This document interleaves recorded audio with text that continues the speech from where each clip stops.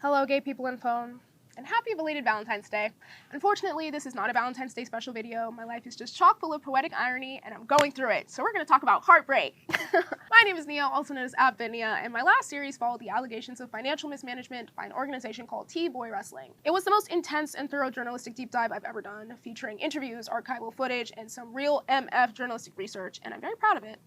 And while I'm developing my craft as an independent video journalist, alas, I'm also just a girl. And some months you're getting heyday Oprah Winfrey, and some months you're getting season 3 Carrie Bradshaw. And I fear today we are there, gays. Recently I've realized I don't know how to be single. And I hate even contextualizing it like single, because that wordage implies that I'm even talking about partnership, casual or otherwise. I guess I mean alone. And it's been a really hard pill to swallow, and I've been thinking about why. Because I do like myself. I like my alone time. But I have this innate craving for partnership that, on one hand, is human and natural, but I think for me personally has started to lean into a maladaptive territory. And it's not just about literally being alone, that is my problem, but the fact that when I am alone, I'm obsessing over why I'm alone. Scouring my past relationships for patterns, for flaws, for ways I could have been better, or they could have been better, and never once looking up and thinking, damn, that shit is over. What the hell are we gonna do now? What are we doing tomorrow for real? And I realized I'd come down with a case of what TikTok has colloquially defined as being women-centered.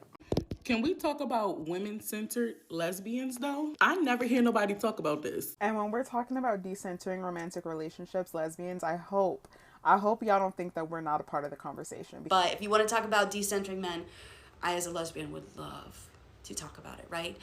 I'm not saying that you should abstain from men. I am saying that I would love to talk about it. But the romance element, here we go. We often talk about male-centered women and how they can be so dangerous and reckless and they're not good friends, but I'm not even gonna lie. In the queer community, that shit is still a fucking problem. Like, at the end of the day, people whose life orbits around their relationship status, they're very draining. It can be a very frustrating and high-key hurtful situation to be in. Like, to understand the crux of my point, I'm gonna ask you lesbians to walk with me for a minute because we're gonna talk about straight love. Hold my hand. I got you. Hi, gay! Quick pause from the video for a quick comment from our sponsor. So if you've ever Googled yourself, you know that in the digital age, all our business is out there. Old addresses, relatives, contact info, even behavioral data. And data brokers are selling it to anyone who's willing to pay, which is crazy when you think about scammers, spammers, and stalkers getting access to piles of your personal information.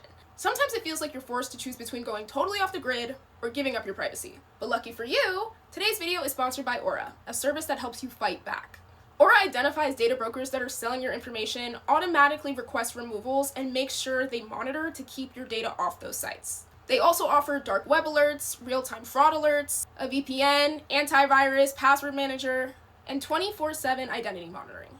And if something does happen, Aura offers up to $5 million in identity theft insurance, with US-based fraud experts available around the clock. You can try Aura for free for 14 days at aura.com/bitnia, and during that time, they will already start scrubbing your personal info.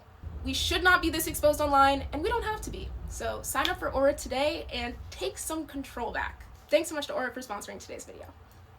In the dominant culture, or straight world, we're all living amidst a post-Me Too cultural reckoning around decentering men.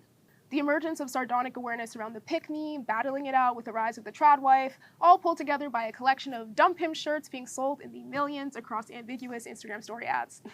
If anyone's paying attention, basically it's become pretty uncool for straight women to date men, to like men, to respect men. There's been a collection of articles and TikToks about it, and plenty of speculative analysis around it as well. If you're still sleeping with men in 2026, you are a loser. I'm sorry. My number one advice for a woman to get wealthy is to stop sleeping with men. Do me a favor, ladies, whenever you're using a man for his money, don't feel no remorse. The same way how they purposely get a woman's feelings attached just so they can have access to her body, don't feel no remorse. It's the same thing.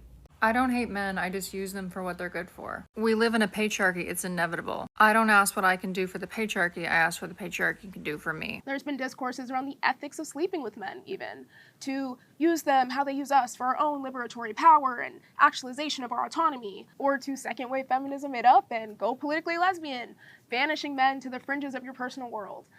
Either way, it's been like, not trendy. I find it interesting because these cultural conversations are really a symptom of the rising incel, groiper, right-wing Andrew Tate bullshit happening. And on a personal note, I found it really hard to write or focus on anything other than that increasingly glaring fact as our society, as we know it, collapses in both integrity and sustainability before our eyes. But alas, I am not a political commentator. I'm barely a sociologist. But I would implore everyone to check out Alexander Avila's channel. He's a queer YouTube commentator whose political analysis videos are brilliant and beautiful and have genuinely helped make me feel like a sane person whilst navigating this media firestorm and American hellscape. That being said, spoiler alert, the actual issue, like big picture issue, is patriarchy, and I'm essentially analyzing this from top down. It's like a pyramid. At the top is men and patriarchy and harm and misogyny. Men hate women, want to control women, want to use women, etc. And then there's the effects of that on cishet women. But at this point in the pyramid, it's notably white women. Women are taught to please men. Over time, that transforms with culture into pick-me's and trad wives, etc. But that is also tinted with whiteness and conservative values, so there's an even more idiosyncratic but comparable effect below that in communities of color. Think Dr. Umar Shea Butter Twitter kind of thing. If you don't know what that means, that is your Black History Month homework. Google Hotep. And then, boop, here we are. Lesbians. Yes, I'm synthesizing this way down, but I know y'all don't care about straight people, so I'm trying to get to the point, okay? All this to say, lesbians sit in a unique position in this cultural climate wherein America is reveling in its traditionalist roots while also simultaneously holding girl boss feminism and women literally just having autonomy in the balance. By virtue of not being attracted to men, there's an aspect of ambivalence I feel personally and have observed amongst lesbians. Naturally, because like, damn, that's crazy. I don't even go there. One less thing for me to worry about. I do not and fundamentally cannot position and angle my life to follow this traditional patriarchal model. The script I was taught by society, as someone born in 2001 in the American Northeast for context, get your degree, meet your husband, get married, get a house, right? ABC. And once I had reckoned with my lesbianism, it was like, okay, work. I've released the idea I will rely on a man. I've released the idea that marrying a man and being a man's wife is part of my script, part of my goal, part of my journey, part of my destiny. But what I'm reckoning with now and noticing a lot of people somewhat reckoning with online is that that script is still there. There's just no man in it. My best friend Xavier, who I've cited in a couple of my videos, recently moved back to his hometown in Florida. And not Miami, Florida. Florida man, Florida. And we've been talking a lot about how so many people he grew up with are buying houses and getting engaged. Mind you, we're all like 24, 25, and similar things are happening in my hometown in New Jersey. I know people I went to middle school with who have kids, plural. And for Xavier and I, you know, we're those small town black kids who moved to the big city and got gay and learned culture and got cushy liberal arts degrees, and we're finding ourselves and womp womp womp. But we sit on FaceTime every night and wonder when it feels stable, when things start to feel normal, when we fall in love and get married and get our house or vegan queer commune on a farm. When do we stop learning these big city messy lessons like we're characters in fucking Girls and just like exist? When is the season finale? And while there's this awareness and somewhat, I'll admit it, arrogant condescension we talk about around our peers we grew up with staying in our hometowns and marrying young and trying to buy homes and plant roots under our faux democracy inside our crumbling economy, there's a grief for the script we were taught, a mourning for that simpler life, or maybe it's more of an exhaustion with the hustle, or with the queer New York City script, which reads like, get your overpriced shitty apartment, move 4 times because your non-binary roommate does not do the dishes, and subtweeted you the one time you forgot to do them on their Instagram story, date 1 he they and 2 she theys, block all of them, even though there's one you still sleep with every time you run into each other, and either go corporate or do gig work to support your indie clothing brand, music career, or queer-centered YouTube channel. Who wrote that? I know I'm on a tangent right now and y'all are looking at the title like, is she having a breakdown? And yes, I am. But my point is basically, the grass is always greener, or something like that. And while I know those of you watching this from outside New York City may have this wonder-like fascination over the lifestyle, the culture, the parties, the scene, it's just another script. It's a beautiful script, but in a lot of ways, so is the idea of stability, family, and a perfectly mowed lawn. And as I've been grappling with these things in my personal life, in my own little script, what I keep stumbling upon, or I guess what I feel the common theme in the script is love. See, I told you I'd bring it back. Stay with me. I'm finding it. And I'm talking about this as a 24-year-old who has recently discovered she has no idea what she's doing. And maybe I'm just not old enough yet to really understand it, probably, to be honest. But I'm reckoning with the scripts I've seen for what it means to be a queer adult. Like a real adult with like, I don't know, a Roth IRA. Not like me, basically. You and your girlfriend date, and you get married, and one of you has insurance from your corporate job that covers IVF, or you go through the adoption process, and you put a down payment on a home or a condo, and eventually you get a timeshare, and credits roll, etc., etc. I've seen this on TikTok. Or it's like one of those 60-second Snapchat shows called like Love Without Limits or something, and it's like a polyamorous commune, and they all live in one house and co-parent the children and sleep in one bed or something. I don't say that to be flippant. I know several people who are poly and married and creating this stable, non-monogamous, somewhat countercultural script. Or you're alone. There it is. You're single. You are queer and also just a person, and you're living your life. And that's the part I'm grappling with right now. I think the interesting thing for me as both a lesbian public figure and like a lesbian is that the paradigm I exist and work within is sociopolitical and ripe for analysis and experiences and culture and community, but foundationally, it's about love. Like in a lot of ways, I have ideas about lesbianism as it relates to my standing in society, how it affects me economically as someone who will most likely need to finance IVF, or affects me socially as someone who is at risk of general discrimination, or affects me physically as someone who has intersectional reasons to protest and be faced with state-backed force, or could face bias by doctors. Like, lesbianism has impacts that are three-dimensionally tangible on my life. And I think those things are what necessitate community. That's what ties us more than anything. Our shared struggle, our shared understanding of what the sociopolitical repercussions of our love looks like. But beneath all of that, at the root, it's about love.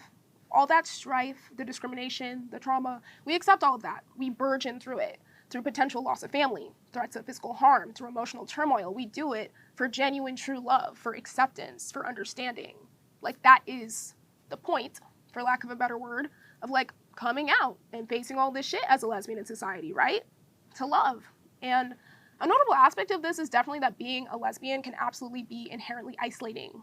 Ending up alone after all the trials we're faced with can feel like failure. In response to this, I've seen a lot of organizers, notably in cities, coming out with ways to build community, parties, picnics, events, but oftentimes that community building is still romance-centered, albeit creative, like I just saw an ad for a queer speed dating wrestling competition, you know? But there's an awareness that love can come in many forms. That's why there's a huge emphasis on community in queer spaces. But we're also all human. In layman's terms, that's the argument I'm making, at least. That's my point. And I'm realizing that in the society, that may be proving to be an issue, at least for me. My Carrie Bradshaw asked thesis for today is that I am trying to figure out what it means to be lesbian and alone. And I think the culture is too, in a lot of ways. There's been an uptick in lesbian dating content on TikTok, and I think that's obviously due to an uptick in visibility, spaces, and general acceptance, at least in comparison to the last 2 decades. We have more bars, we have more dating apps, we have our own shit for the first time in a while as queer women and non-men. There's a queer beach in Brooklyn where legend says butches used to have femmes stand in beach bags so they could blank in the bathroom stalls without passerby being able to tell. Now bitches just be doing that shit on the dance floor at Mood Ring, like shit has shifted. And while straight women are struggling to find partners who don't, like, fundamentally hate them, no shade, it's kind of a great time-ish, almost, kind of, to be lesbian, right? At least in the liberal Twitter zeitgeist. Men are out, date a girl. And that's happening on TikTok too, but that's always happened, I suppose. We all know that straight girl being like, ugh, I hate man. I wish I could just date a girl, send tweet. And then the straight chasers are like, girl, let me show you what heaven feels like. But the rest of us collectively sigh like, girl, you don't even know what you're talking about. It's brutal over here. We are not kind to one another for real. Projecting, sorry.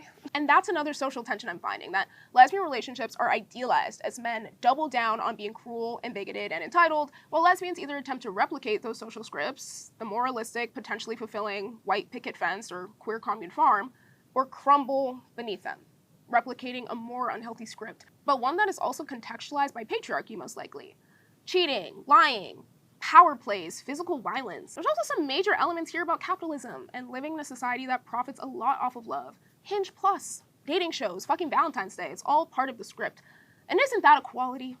Isn't that hashtag gay rights? Give us a chance to pay $10 a month to get unlimited likes on a dating app to go on one date with someone we'll never talk to again but will follow on Instagram for years to come. At least give us the option, you know? Lesbians and queer people in general have so many extra steps to fulfill in order to have healthy relationships in the first place. And then to top that, typically have limited resources financially or otherwise to like cope with that reality. So we end up trying to follow one script or the other. White picket fence or demon time. Neither of which were societally designed to support us or really fulfill us, or really women in general, or potentially anyone in general. Because like I said at the beginning, this all comes back to patriarchy. The real root of all these norms and disruptions and dysregulations and trials and tribulations is that the dominant culture wants the majority of people to follow one script. So near the bottom of the pyramid, we're trying to grapple with scraps and force and contort ourselves into a script that wasn't written for us. And it's both ideologically liberating at this point in culture to some extent, but at the same time it's like not actually liberation. Which brings me to the breakups, finally. Sorry, tangent, breakdown. You get it. This is the part where I overshare online as a means of making a broader societal point. Buckle up.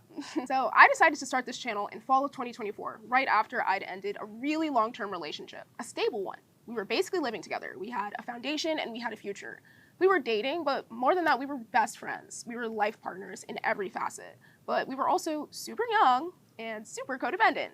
So when that ended, I really needed to prove to myself that I could take care of myself. And this channel became the embodiment of that goal and arc of my life. So throughout 2025, I'm building this. I'm working full-time, but making video essays about evil lesbians behind the scenes. And also I'm like casually dating for the first time. I'm figuring out what the fuck casual means, or at least what the difference between casual and seeing each other and dating non-exclusively and situationship is. If there is one, the jury is still out. But at that time, I was learning a lot about myself and these MF streets, y'all.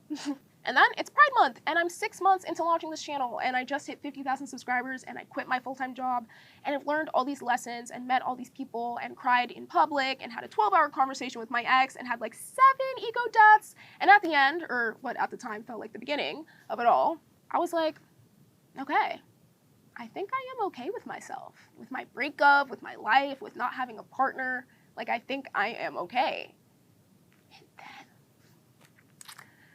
And then the worst happened. Especially for a bitch like me who believes in that it finds you when you're not looking for it bullshit. I fell in love. Boots the house down, soul-crushing, all-consuming fireworks, parades, balloons, lesbian love. And it feels so cathartic to say this now, in a sense, because to anyone in my life who was even remotely in the orbit of that relationship, you're all well aware, we were absolutely terrible together. We were never really stable. We were never really together. We could not communicate, and yet we could not leave each other alone. Horrible. Horror movie, evil, dark magic, natural disaster, yelling at each other on every street intersection in Bushwick, horrible together. The house down. But it is because we really did fucking love each other. Saying that out loud, I'm like, maybe I have Stockholm Syndrome. But I don't know, subscribe for developments. And I'm still processing all the collection of reasons that relationship exploded in like a uniquely horrifying fashion. But I think what I've come to, and what my point is that it doesn't really matter. Or at least that's not the point. I gain nothing from ruminating on it endlessly and replaying our worst arguments, or hating her, or hating myself. I can do those things, it just won't actually give me anything in the end, except a headache and a lot of therapy bills. It's more about acceptance. Accepting that I found that thing I've been chasing, that love, the thing I've been putting all that work in after my last relationship ended, or even in a bigger picture, my whole life, to see actualized. I found it, and I held on to it so hard, and I fought for it so hard, fought for us so hard, that I completely abandoned myself. I allowed myself to be disrespected. I allowed myself to justify disrespecting her. But worse than all of that, I refused to let it go. I kept putting the love I had for her and the vision that I had of us over the reality that we were destroying each other. And now I'm 1 month out, and I'm fucking miserable. I'm fucking miserable, chat. I'm in the stew right now serving, but I'm about to cut the cameras, go home, and sob while watching Love is Blind Season 10 alone with my cat. And I think that's my point. Like, why it hurts like that. Why it literally destroys you as a person. Why lesbians can, quote, never get over their exes. Why the slow rising epidemic of being woman-centered is emerging. That cruel contrast of look how far I've come and look how much I've sacrificed. And I found it. This person. Right in front of me. And it's us now. Maybe it's also an essence of scarcity mindset too. Like, there's not that many lesbians in the world. How many of them could I love the way I love you? You know? I found myself. I've reshaped or abandoned my script. I've built this sense of belonging in a world constantly minimizing me, and I found you. And you make it worth it. love makes it worth it. So when you lose it, it's not just the grief of the person or the relationship, it's the silent reckoning with yourself, with everything. And it's so subtle, so quiet, but so undeniable, and sometimes feels so insurmountable to be able to recover from. Whether the progress was finding community or finding yourself or finding the right to marriage, and whether the sacrifice was losing your family, the script you promised yourself, or for some people, their lives, all of that is rumbling beneath the surface, coaxing us to love, to fill the role in our script, because if we don't, what was it all for? My central question, and what I'll leave you with, dear viewer, is what does it mean to be lesbian and alone? And I will let you know in 6 months because I'm off the shit. I'm challenging myself to not date for the foreseeable future, to find out what it means to just not be looking, to be super gay and alone, to find ways to feel true to myself and liberated and happy and loved and alone. But sound off down below. I'm excited to hear your thoughts, and I hope you enjoyed my nihilistic lesbian moral spiral. See you next week!